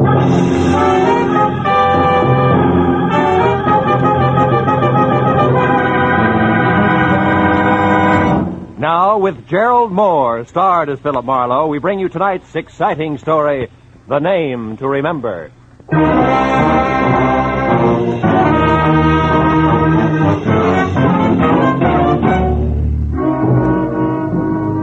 The big clock at the far end of the Beverly Room cocktail lounge with the opaque glass ice cubes where there should have been numbers said it was 20 after 5. That meant my new client, Eddie Millette, was late. So sitting at an uncomfortable mushroom for 2, I waited and worked on a long drink and stared down into the mirrored top of my table. I stopped staring when the reflection on the tabletop changed from red ceiling to gray Hamburg and pale blue eyes in an almost friendly face. I looked up to find easygoing Eddie Millette looking about as he had been a year ago. Dapper in draped flannel, carnation attached, and a thin smile on thinner lips. He sat down, took off his hat, and shook hands all in one quick motion. And I knew he was either in trouble, a hurry, or both. Marlowe, business. Business. You gotta find the nut who's been following me for the last couple of days. He's big. A lot of muscle under a t-shirt and a kind of jacket like the Dodgers wear when they're warming up, you know what I mean? I can't figure out what this bird's after. That bothers me. All the time he's like it. What? Hanging around. Oh. And if I go for him, he runs. So what I want you to do is, you get next to him and the answer to this tag. Here. 50, 70, 80, $100. Enough, Phil? Enough. You know, Eddie, the law might do this for you for free. Yeah, for John Doe, they might. But Eddie Millette's another story, Marlowe. You know what I mean? Today I got a respectable business. War surplus. But the cops, they only remember me as a guy who once did time for being careless with other people's dough. Yeah. Besides, I'm in a hurry. My 2 partners, Lou Tripp and Ruth Dunn. She's also my girl. They're coming back to town tonight. I'd like to spend some time with both of them, without interruption. What do you mean, girl, Eddie? You and that pretty wife I've heard about split up? Yeah, I'm suing for divorce right now. Tina and I never should have been, Marlowe. Yeah, I need someone who's softer, more honest and understanding, know what I mean? Now take this here route. Can I help you, sir? Huh? Oh, yeah, scotch. No buzz. Make it a double. Very well, sir. This Ruth Marlowe, she's different. Good head for business, sweet kid at the same time. Like, for instance, a letter I got from her today. She and Lou were both in Mexico City. She's got all the dope on the deal we're working on, plus the fact she's worrying about me. Now, that should bring us right back to T-shirt. Remember, where do I start, Eddie? The only place I know of, Marlowe. Yesterday, I kind of turned the tables on this guy, trailed him down to the corner of Wilshire and Western. But he got away in the middle of a lot of traffic, you know what I mean? In a car? Huh? Car. Oh, no, we were both walking. No. No, I figured from his bill and that T-shirt, he could work in one of these health clubs around here. You find out, then come to my place on Hoover before 8, huh? By the way, he's got black curly hair and one ear's all banged up, cauliflower-like. Right one. Anything else? No, Eddie, I'll see you. Know what I mean? Huh?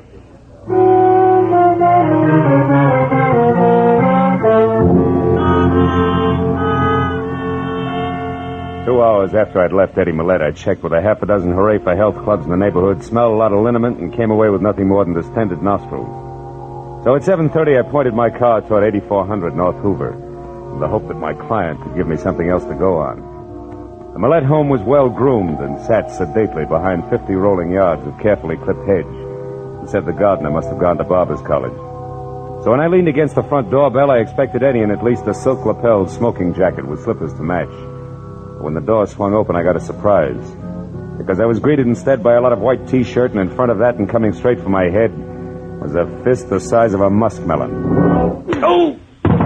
Okay, Private Detective hired by Eddie Millette in the Beverly Room. Get up. No. Don't so much as smile crooked or I'll twist your arm in two.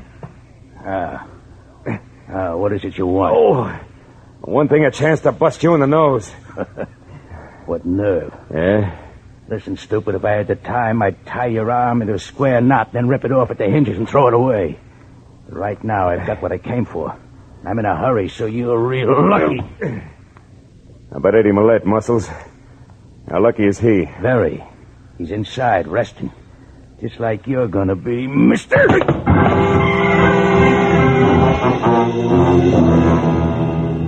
By the time I got back to my feet and had my right arm unscrewed to where I could reach across my chest and my shoulder holster, a T-shirt was gone. So I started into the house, and what I knew was going to be a slightly beat-up client. When I turned on the lights and found nothing in the kitchen, bathroom, or bedroom, I began to worry a little more.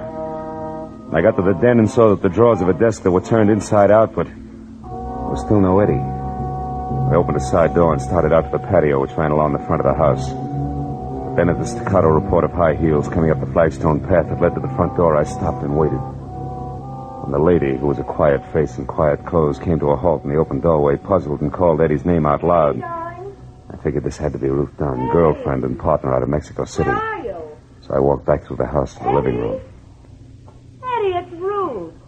Eddie Millette, are you playing a game with me? Why, who are you? What are you doing here? I'm Philip Marlowe, Miss Dunn. I was hired by your boyfriend because he was worried about a bunch of muscles in a T-shirt with curly black hair, a cauliflower ear, and a brain you could drop through the hole in a lifesaver. Mean anything to you? Well, no, it doesn't. But where's Eddie, Mr. Marlowe, and why is the front door open like this, and why are all the lights on?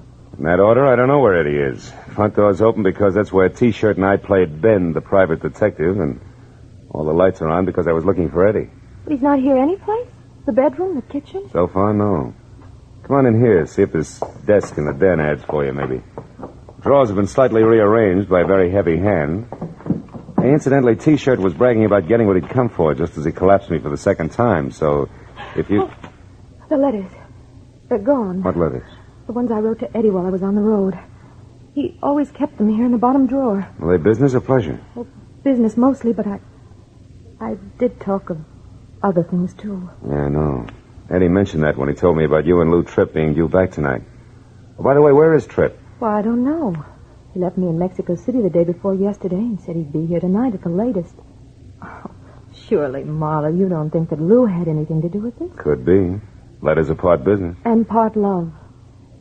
So I'd say that the only person who could possibly be behind this is Mrs. Millette. Tina? Yes. And for the oldest and best reason in the world, Marla. Jealousy. Tina'd do anything to make Eddie and me unhappy. She could twist the innocent wording of those letters so that any divorced judge would see things her way. She's cruel, Marlo, and she... Marlo. Hmm? Under that door there that leads to the garage. It's blood, Marlo. Stay over there, Ruth. Oh, Eddie. Eddie, are you... Oh, no. Oh, Marlo, he's dead. Isn't he? Yeah, honey. I'm afraid he is. Eddie Millette was dead. Real dead. Oh, Eddie. The right side of his head crushed in. Next to him and on the edge of the ugly pool of blood that had seeped under the door was the grease-coated tire iron that had done the job. I turned Ruth away, and it wasn't until we were back in the living room and she'd stopped sobbing long enough to take the double shot of brandy that I'd forced on her that I started for the telephone and a call to Detective Lieutenant Ibarra, homicide. But before I could pick up the receiver, it went off. Hello? This is Lieutenant Ibarra at police headquarters. Ibarra? Huh? How great can service be? This is Marlowe. I was just going to call you. Did I dial your office number by mistake, Marlowe? No mistake, Lieutenant. I'm at Eddie Millette's. I've been working for him since this afternoon. What's up? Why the call? A dead man named Ellis Clay in a motel outside of Carson City, Nevada, Phil. Yeah? It looks like an accidental explosion in his room there, and the best the sheriff has for identification other than his name and the city, Los Angeles, is a blank sheet of letterhead paper from Eddie Millette's war surplus outfit. So I thought Millette might be able to help us out. Is he there? Yeah. And dead, Ibarra. Huh? Murdered with a tire iron sometime in the last hour. What? Mm-hmm. Any idea who did it? A muscle man in a T-shirt, maybe. But at the moment, Ibarra, the motive seems to be a little mixed. Say, wait a minute. I may be able to help you on that Nevada guy. For Ruth. Ruth, do you know anything about a man named Clay in Carson City? He had Eddie's address on him when he was killed in an accident. Clay? Yeah. In Nevada? Mm-hmm. No, Phil, no, I don't. Oh. Hello, Ibarra. Yeah? The girl here, who was one of Eddie's partners, never heard of him. All right, but that's unimportant now. What I am interested in is Millette's death. What's the address out there? And why It's is it you take so 8400 long North Hoover. North what? Hoover, as in vacuum cleaner. But look, if it's all the same to you, Ibar, I'd like to move, and I think if I do it fast enough, I've got an even chance of catching up with this T-shirt. Okay? Well, all right, Marlowe, but don't forget, we've got a couple of thousand policemen here in L.A., just in case you can't... Yeah. Goodbye, Ibarra. Ruth, honey, why don't you go over to your own place and try to take it easy, huh? When I talk to Ibarra again, I'll tell him where you can be found. All right, Phil. But where are you going? The only place that adds now, Tina Millette's. You know where it is? Yeah. The Cameo house on Rexford Drive in Beverly Hills. Mm-hmm. Also, if it's any help, she drives a new cream-colored Nash. But Marlowe, be careful. Tina may be the one who hired that man in the T-shirt. Yeah, I know. And that, honey, is exactly what I'm banking on. I'll call you. After I got the vital statistics on where I could reach Ruth later on, I piled into my car and headed for Beverly Hills in the Cameo house, which was 6 stories of white stone and glass brick. Tina Millette managed to scrimp by with half of the top floor, and a couple of minutes later, when I got out of the all-mirror elevator, walked to her door, rang, and waited. I was wondering what kind of a reception I'd get. But when the door opened, I stopped wondering and started concentrating. You want something?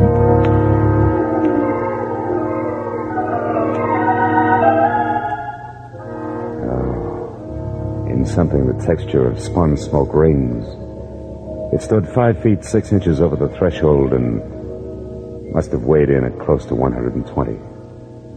With every inch a thing of beauty, and every pound just in the right place. I asked you if you wanted something. Do you? Mm-hmm. Yeah, the name's Philip Marlowe, Mrs. Millette. I'm a private detective your husband hired this afternoon. Why don't you let me in like a good little girl, huh? Because that's something I'm not. Now get out of here before I call the police. Well, probably on their way up here right now. Oh? Your husband's dead, Mrs. Millette. He was murdered. Eddie murdered? Yeah. Now, do you still mind if I come in? No, of course not. I don't know what to say. No, that's a trite line. What was that? I said you're acting and doing a bum job of it. Why, I ought to slap your face. Or call your boy with the muscles and have him go back to work on my arm for a while? What are you talking about? The lad in the white T-shirt who killed Eddie and then stole a bunch of letters that were going to help you lie your way through a countersuit for divorce. Would leave Eddie both broke and embarrassed. You don't make sense, bright boy. No? First of all, I don't know who you're talking about. And second, if I were going to file such a countersuit, why would I want my husband killed first? Maybe you didn't. We all make mistakes, Mrs. Millette. Which is only one man's opinion. So why don't I just pick up my coat here and let the perfect gentleman escort me to the nearest police station? All right, it's a date. I see you bowl quite a bit, Tina. Good enough to win that cup there from the Maplewood Alleys on Wilshire near Weston. Eddie figured a health club, and I went right along. Never thought about the bowling alley near there, and Yes, Marlowe? You were saying something? Yes, I was, but the little gun in your hand made me lose my place. Marlowe, I don't believe that Eddie's dead. Nor do I believe that you work for him at all. For my money, you're just a not-so-smart boy who was hired by that hussy Ruth Dunn. She's going to need an army of private detectives before I get through, and I mean that. Now back up through those doors and get out onto the fire escape. While you do what? Well, I find out exactly what's going on. I'll get out there. It's 6 long floors to the ground, Marlowe. And I hope with the first step you take that you trip, fall all the way, and break your neck. Goodbye, private detective. Him to remember.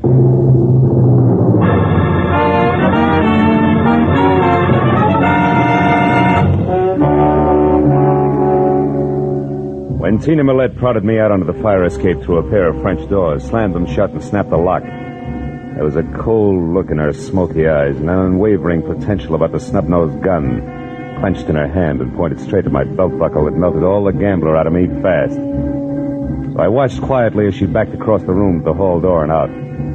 I knew my chances of climbing down 6 flights of iron fire escape in time to head her off was an idiot's dream. So, kicked the panel out of one of the doors, reached through and finally got it unlocked. And I went back inside to the phone. Since the vixen was on the prowl with a gun in her fist, I figured the least I could do was pass the word along. Hello? Ruth, this is Marlowe. Oh, Phil. Have you found the letters? Not yet, but never mind that now. You got something more important to worry about because your guess on Eddie's ex-wife, Tina, was right on the button. You mean she's the one who's really after the letters? Yeah, that muscle man in the T-shirt is just doing a heavy work for her. And I've got a good idea that he's connected with the Maplewood bowling alley on Wilshire. Where are you now, Phil? In Tina's apartment, alone. I just lost a small debate with her. And get this, Ruth. She hates you, and she's the type who hates hard. Yeah. When she left here, she had a gun, and the chances are at least 50-50 that she's coming your way. So keep your doors locked and stay away from windows, savvy? Yeah, okay, Phil. Oh, one more thing before I shove off. Has Millette's partner, Lou Tripp, shown yet? No. At least he hasn't called me. Uh-huh. But where are you going, Phil? That bowling alley on Wilshire. Only this time I'm swinging first.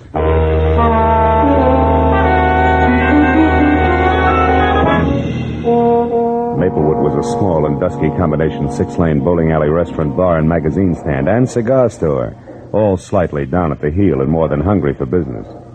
Only 2 alleys were in use, and a lanky postgraduate delinquent with a mouthful of gum and a complexion one tone greener than his eyeshade was the only houseman in sight. He looked up and watched me as I moved over to the bulletin board where a bank of photographs were tacked up, picturing the champions of the local league. Sure enough, there in the top row and holding a bowling ball that had more expression than his face was the pile of muscles in a T-shirt, which the caption tagged as one Sid Sawyer. So I walked over to the counter where the houseman sat and made like a one-man fan club. What's your problem, Mac? I see Sid's up there with the champs. Is he around tonight? I wouldn't know. Where can I get in touch with him? I wouldn't have the faintest idea, Mac.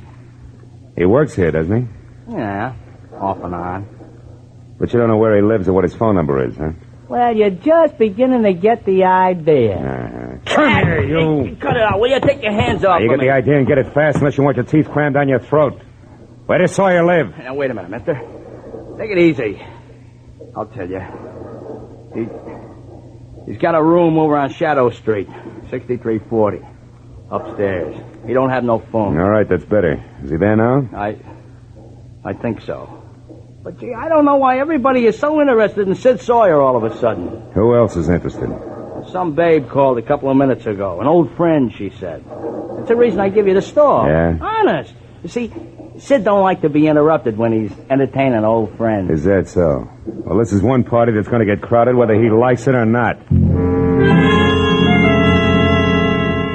6340 Shadow Street was a top-heavy stale gingerbread house, left over from the days when Los Angeles was a stopover between Spanish missions. I got out of my car and started across the street toward the door when I saw Tina Millette's cream-colored sedan sticking out through a tangle of overgrown brush in the driveway, which meant I was still in time for the big reunion. So I went inside and up the steps to Sawyer's door. There was a light on and movement, but no voices.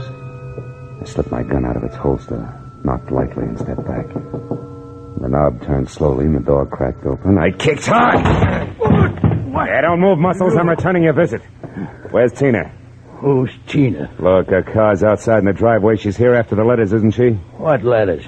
You're nuts. I don't know what you're talking about. And these suitcases, you wouldn't be skipping town, would you? Listen, Shamus, you're barking up the wrong tree. I don't know anything, get me? Yeah? Okay, Sawyer, if you insist, we'll do it the hard way. That squares us for that arm-twisting job you gave me. Now we'll start all over again even. Get up. Come on. Quit hitting me with that gun. I don't enjoy doing it, so the faster you talk, the sooner I'll stop. Where's Tina? I don't know what you do. Make it straight. I haven't got all night. All right. No more. That's better. She came and picked up the letters, and she left again. 5 minutes before you got here. 5 minutes, you're lying. Take a look out that window and tell me why your car's still outside. I don't know what... Where?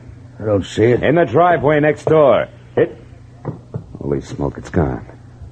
All right, Sawyer, that means I can spare 30 seconds for the rest of the story, so make it fast. She told you little Eddie Millette is dead. That's why you're blowing town, isn't it? No. Now, wait a minute, Marlowe. I never killed him.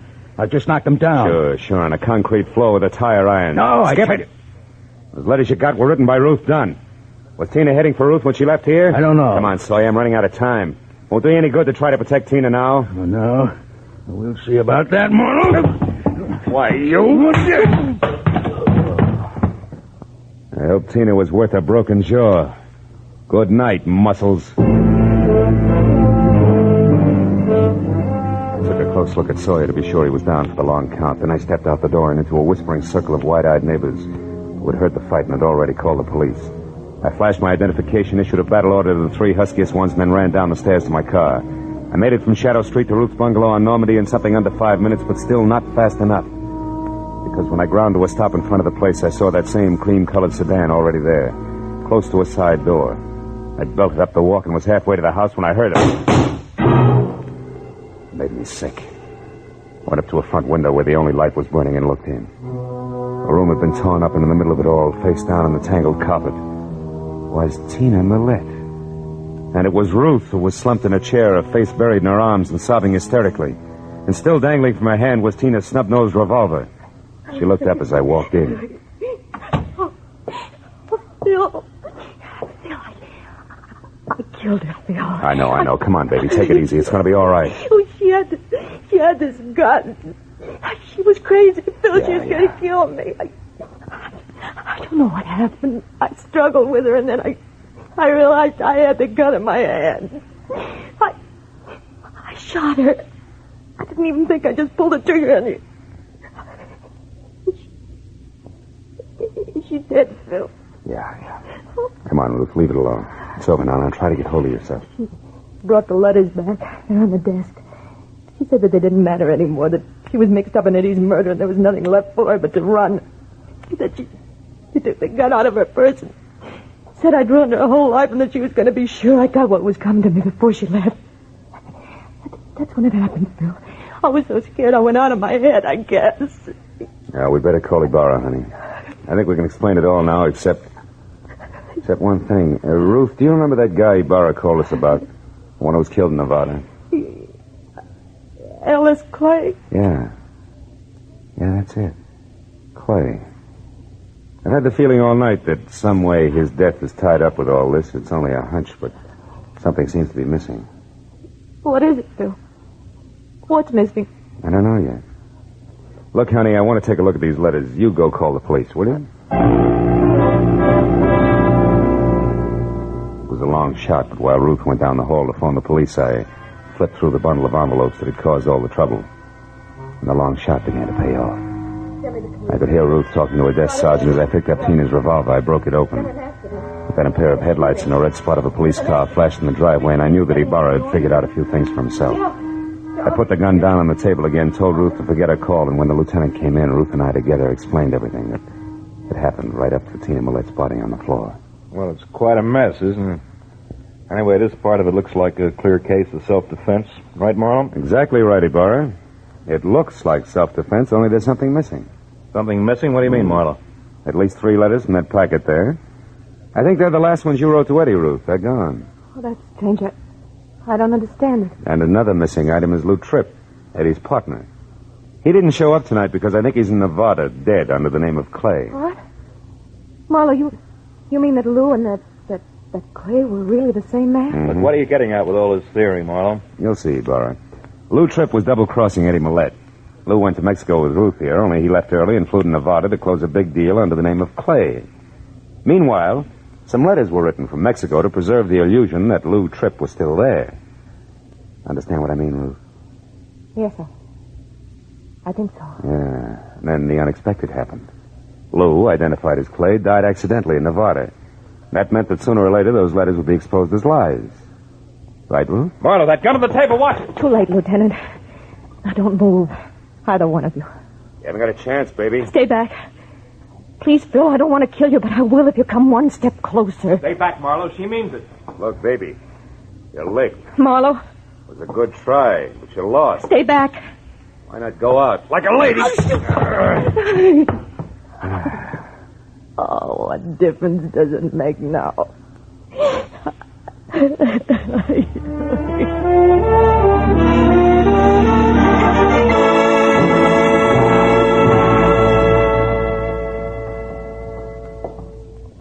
Well, Marlowe, when she cracked, she really went to pieces and told the whole story. Yeah? And she and Lou Tripp were working together all right. When he died in Nevada, the lies she told in those letters put her in a tight jam with Eddie, see? And when she found Eddie unconscious in his garage, she finished him. But when she went for the letters, Sid Sawyer scared her off. Is that it? Mm-hmm. Incidentally, the state is going to give Sawyer a long vacation in one of their better institutions. Good, good. What happened down at Sawyer's place, Ibarra?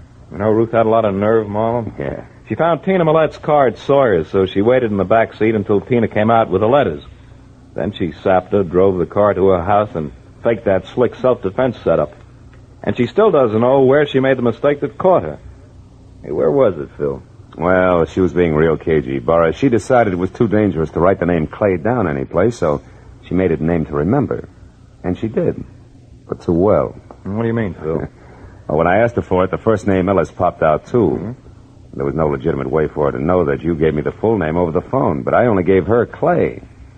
That was an opening, but I needed proof. Mm-hmm. So you needled her until she made a break. Then you walked into the gun she'd grabbed.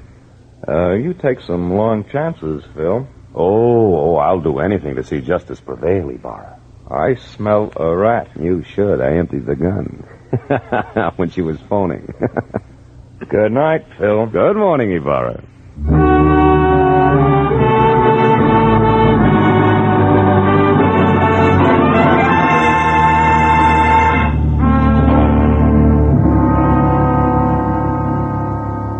When I left police headquarters and walked to my car, first gray streaks of a new day were breaking in the east. It should have given me a lift, but it didn't. And now it was time for me to go home and go to bed, but instead I sat in my car with the door open and smoked a cigarette while I watched the dawn come up. I couldn't help thinking what an odd trick nature plays on us. Some of her most beautiful creatures are her most deadly. For instance, Ruth. How soft and sweet and lovely she was. And how hard she could swing a tire iron.